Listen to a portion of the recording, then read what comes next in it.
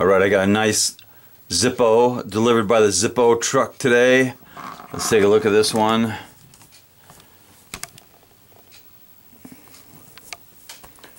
Alright, it arrived in the normal black box from Zippo in Bradford, PA, and the label on this one says metal design. So there you can see it's a brass body, which is my favorite Zippo.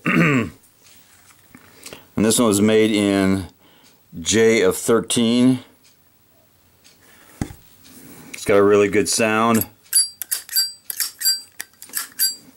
And one good thing about this one, it has a brass insert, also made in J of 13.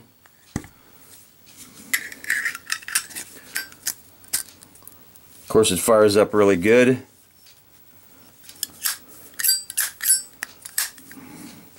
That is the metal design. It's got little plates on the front of it.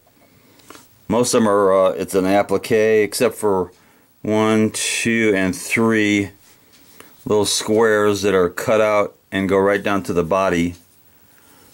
So that is the metal design Zippo. It's a brass one. It's really good, so it's going to go somewhere in my brass collection. Put it right here for now with a few of my better brass ones. And these brass Zippos definitely deserve cowbell.